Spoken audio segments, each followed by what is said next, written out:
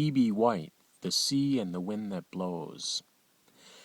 Waking or sleeping, I dream of boats, usually of rather small boats under a slight press of sail.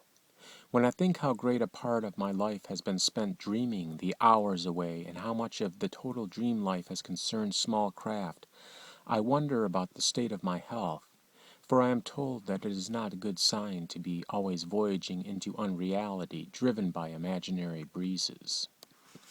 I have noticed that most men, when they enter a barber shop and must wait their turn, drop into a chair and pick up a magazine. I simply sit down and pick up the thread of my sea wandering, which began more than 50 years ago and is not quite ended. There is hardly a waiting room in the East that has not served as my cockpit, whether I was waiting to board a train or to see a dentist. And I am usually still trimming sheets when the train starts or the drill begins to whine. If a man must be obsessed by something, I suppose a boat is as good as anything, perhaps a bit better than most. A small sailing craft is not only beautiful, it is seductive and full of strange promise and the hint of trouble. If it happens to be an auxiliary cruising boat, it is without question the most compact and ingenious arrangement for living ever devised by the restless mind of man.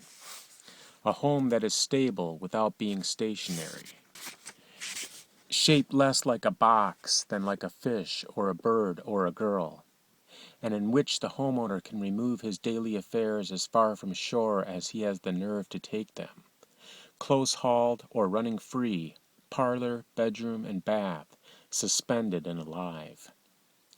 Men who ache all over for tidiness and compactness in their lives often find relief for their pain in the cabin of a 30-foot sailboat at anchor in a sheltered cove. Here the sprawling panoply of the home is compressed in orderly miniature and liquid delirium, suspended between the bottom of the sea and the top of the sky, ready to move on in the morning by the miracle of canvas and the witchcraft of rope.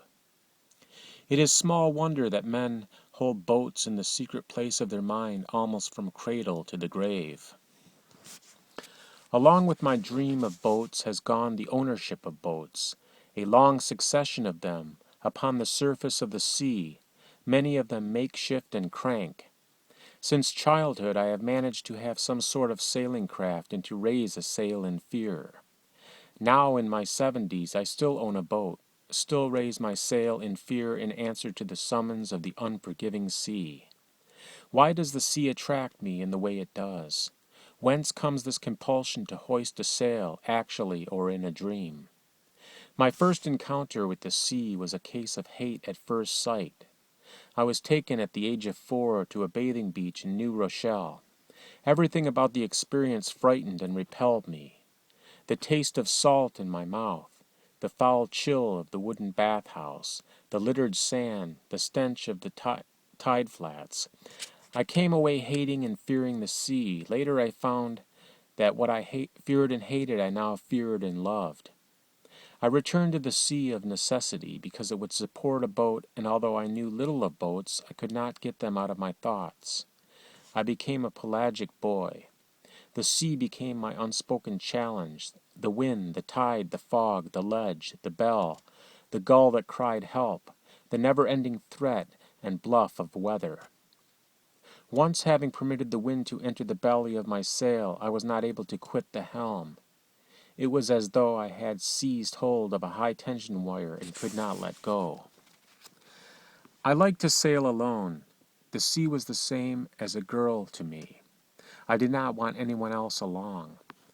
Lacking introduction, I invented ways of getting things done, and usually ended by doing them in a rather queer fashion, and so did not learn to sail properly, and still cannot sail well, although I have been at it all my life. I was 20 before I discovered that charts existed. All my navigating up to that time was done with the wariness and the ignorance of the early explorers. I was 30 before I learned to hang a coiled halyard on its cleat as it should be done. Until then I simply coiled it down on deck and dumped the coil. I was always in trouble and always returned, seeking more trouble. Sailing became a compulsion. There lay the boat, swinging to her mooring. There blew the wind. I had no choice but to go. My earliest boats were so small that when the wind failed, or when I failed, I could switch to manual control. I could paddle or row home. But then I graduated to boats that only the wind was strong enough to move. When I first dropped off my mooring in such a boat, I was an hour getting up the nerve to cast off the pennant. Even now, with 1,000 little voyages notched in my belt, I feel a memorial chill on casting off as the gulls jeer and the empty mainsail claps. Of late years, I have noticed that my sailing has increasingly become a compulsive activity rather than a simple source of pleasure. There lies the boat. There blows the morning breeze. It is a point of honor now to go. I am like an alcoholic who cannot put his bottle out of his life.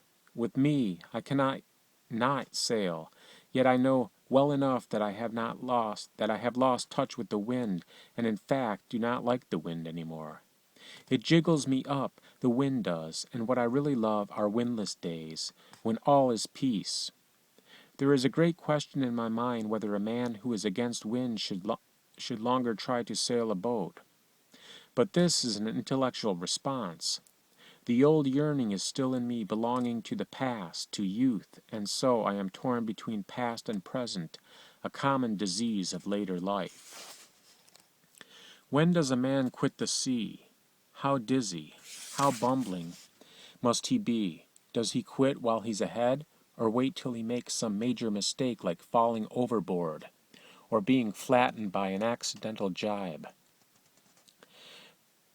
This past winter I spent hours arguing the question with myself, finally deciding that I had come to the end of the road. I wrote a note to the boatyard, putting my boat up for sale.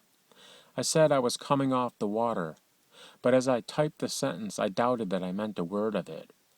If no buyer turns up, I know what will happen. I will instruct the yard to put her in again, just till somebody comes along. And then there will be the old uneasiness, the old uncertainty, as the mild southeast breeze ruffles the cove, a gentle, steady morning breeze, bringing the taint of the distant wet world, the smell that takes a man back to the very beginning of time, linking him to all that has gone before. There will lie the sloop, there will blow the wind, once more I will get under way. And as I reach across to the red nun off the Tory Islands, dodging the trap boys and toggles, the shags gathered on the ledge will note my passage. There goes the old boy again, they will say. One more rounding of his little horn, one more conquest of his roaring 40s. And with the tiller in my hand, I'll feel again the wind imparting life to a boat. Will smell again the old menace, the one that imparts life to me, the cruel beauty of the salt world, the barnacle's tiny knives, the sharp spine of the urchin, the stinger of the sun jelly, the claw of the crab.